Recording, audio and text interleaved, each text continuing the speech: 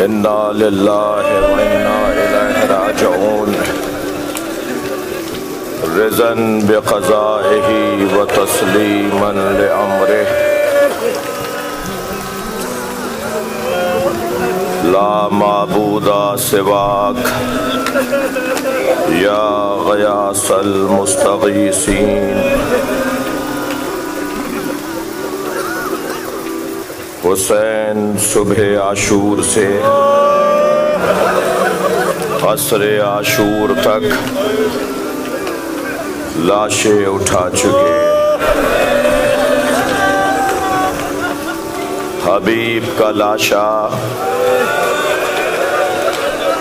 مقتل سے لا کر گنج شہیدہ میں رکھ دیا، زہیر کا لاشا زہرا کے بچے نے اٹھا لیا، عابس و شوذب کے جنازے کربلا کے مقتل سے حسین اٹھا لائے، لاشیں تو بہت اٹھائے مگر 4 لاشوں پر حسین بہت روئے۔ پہلا لاشا جس پر حسین مولا کے آنسو تھمتے نہیں تھے، وہ لاشا قاسم کا لاشا۔ دوسرا لاشا جس پر حسین مولا کی آنکھوں کا نور چلا گیا، وہ علی اکبر کا لاشا۔ تیسرا لاشا جس سے حسین کی کمر ٹوٹ گئی، وہ عباس کا لاشا۔ چوتھا لاشا جو چھوٹا بہت تھا مگر حسین سے اٹھتا نہیں تھا، کبھی علی اصغر کا لاشا لے کے آگے جاتے تھے، کبھی میرے مولا الٹے پیر واپس آ جاتے تھے۔ عزادارو، کربلا عاشور کا سورج صبح سے عصر تک کیا کیا دیکھتا رہا۔ وہ حسین جو سب کے لاشیں اٹھا اٹھا کر گنج شہیدہ میں لاتے رہے، رونے والوں اس کا لاشا اٹھانے والا اجرکم اللہ۔ اب کربلا کا میدان میرے مولا نے خیموں کے درمیان کھڑے ہو کر آواز دی، السلام علیکم یا زینب۔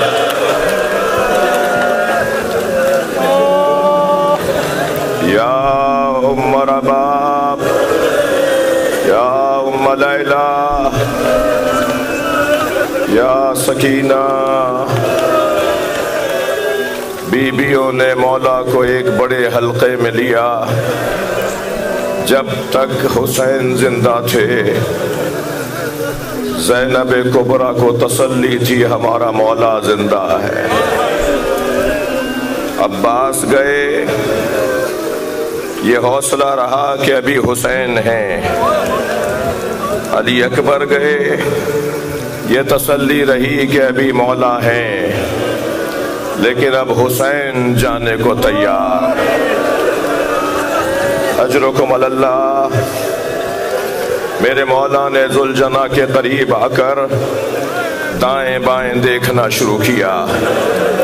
درے خیمہ پہ کھڑی بہن کو احساس ہوا، بھائی کو عباس یاد آیا،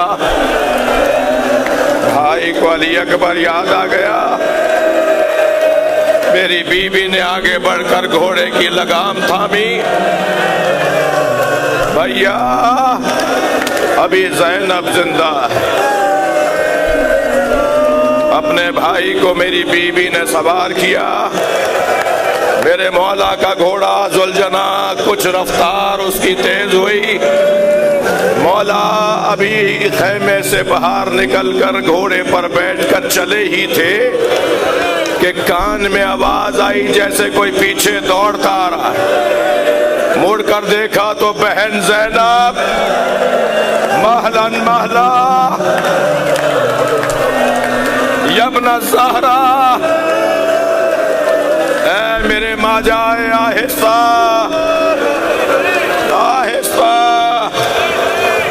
میرے مولا نے گھوڑے کی پشت کو چھوڑ دیا، جناب زینب کے قریب آئے۔ بہن تم سے رخصت لے لی تھی، بھیا ایک مرتبہ اور جی بھر کے دیکھنے دو۔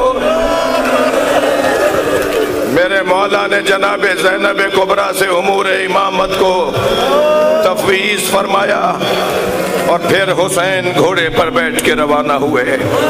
میدان کربلا میں پہنچے، میمنہ میسرہ قلب لشکر کو دیکھا اور یہ آواز دے کر کہا ان کان دین محمد لم یستقم الا بقتلی فیا سیوف خزینی، اگر دین محمد میرے قتل کے علاوہ بچنے والا نہیں ہے تو تلواروں آؤ میرے ٹکڑے ٹکڑے کر ڈالو۔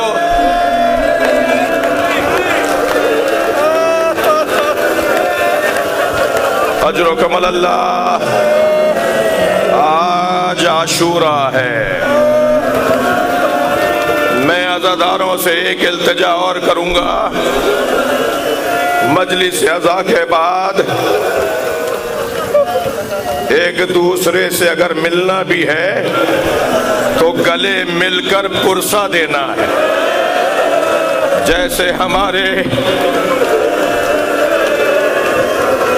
لپٹ لپٹ کے خوب رو، اس لیے کہ کچھ دیر بعد سکینہ کو رونے پر تعزیانہ مارا جائے گا، کچھ دیر کے بعد زینب کو رونے پر تعزیانہ مارا جائے گا۔ کوفے کا ایک رہائشی مسافر کئی مہینوں بعد 6 مہینے بعد کوفے میں داخل ہوا۔ کیا دیکھا؟ کوفے کے بازار بند ہیں، چہل پہل نہیں ہے، کوئی انسان نظر نہیں آ رہا، کوئی مرد دکھائی نہیں دے رہا۔ پریشان گھر میں داخل ہوا، بیٹی نے بڑھ کر استقبال کیا۔ بیٹی سے پوچھا بیٹا بتاؤ کوفے والے کہاں چلے گئے؟ کہا بابا کچھ فاصلے پر ایک بیابان ہے جیسے کرب و بلا کہتے ہیں، وہاں ایک باغی نے خروج کیا ہے، حاکم کا اعلان ہے اگر باغی کو مارنے کوفے والے نہ گئے تو سزا دی جائے گی۔ بابا آپ جلدی گھوڑا تیار کیجئے اور اسے باغی کو مارنے کے لیے جائیے۔ عبداللہ نے کہا بیٹا اس باغی کا نام کیا ہے؟ کہا بابا نام نہیں بتایا گیا۔ عبداللہ گھوڑا تیار کر کے روانہ ہو رہا ہے، عبداللہ ابن عفیف ازدی۔ ایک مرتبہ بیٹی نے رخصت کرتے ہوئے کہا بابا جنگ پر جا رہے ہیں نا، اب جو جملہ میں کہوں گا دل چیرنے والا جملہ ہے، بابا آپ جنگ پر جا رہے ہیں نا، اور جنگوں میں مال غنیمت بھی ملتا ہے۔ عزادارو یہ کیسی جنگ تھی جس میں زینب کی چادر مال غنیمت میں چلی گئی؟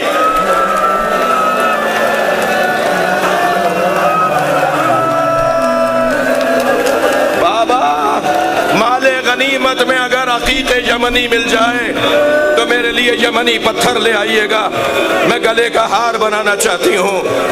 عبداللہ ابن عفیف ازدی کہتا ہے کہ میں گھوڑے پر بیٹھ کر روانہ ہوا، جب کربلا پہنچا تو عصر عاشور کا وقت تھا۔ میں نے دیکھا ایک 56 سالہ بوڑھا زخمی جس کا امامہ کھل کے اس کی گردن میں آ گیا، ہر شخص اسے مارنا چاہتا ہے۔